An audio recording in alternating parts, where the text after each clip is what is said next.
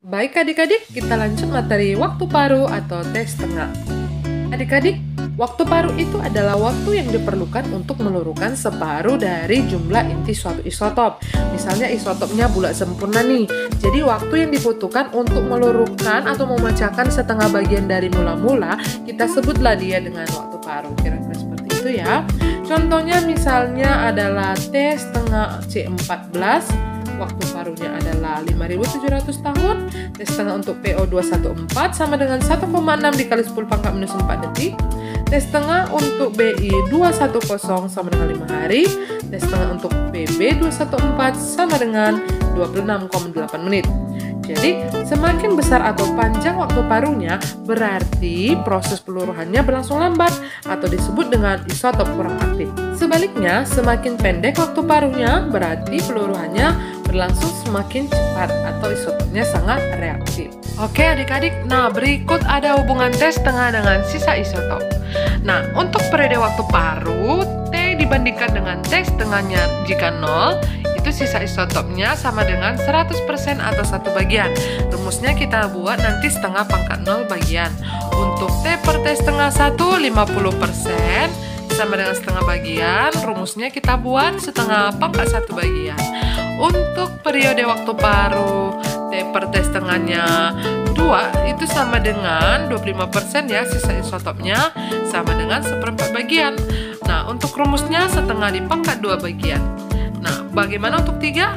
Itu sama dengan 12,5% sama dengan 1/8 bagian atau dengan rumus setengah pangkat 3 bagian.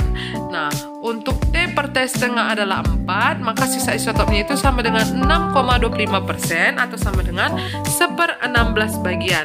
Nah, rumusnya setengah dipangkat 4 bagian. Nah, demikian seterusnya. Jadi bisa kita simpulkan jika periode waktu paruhnya atau T per T setengahnya adalah N, sisa isotopnya atau NT-nya bisa kita hitung. Rumusnya adalah setengah dipangkat N bagian. Maka untuk menghitung jumlah isotop yang tersisa, kita rumuskan menjadi NT sama dengan setengah pangkat N dikali N0.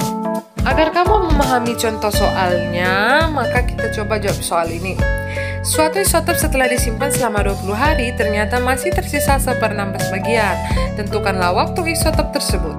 Maka cara mencarinya adalah kita buat dulu diketahui.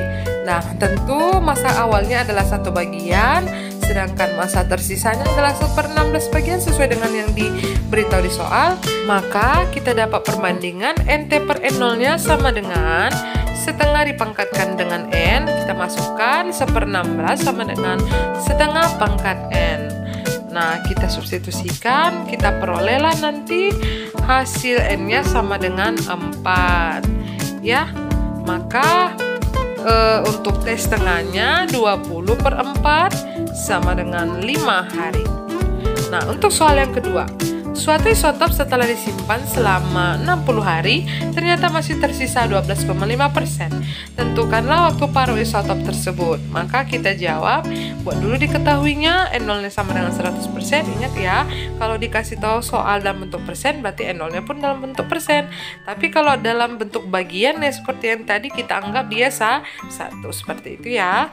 Nah, kemudian NT-nya 12,5%. Maka perbandingan NT per N0 kita rumuskan setengah pangkat N, maka diperoleh 12,5/100 sama dengan setengah pangkatkan dengan N. Maka bisa kita matematikakan, kita sederhanakan sama dengan 1/8. 1/8 itu sama dengan setengah pangkat 3. Maka kita peroleh hasilnya N sama dengan 3.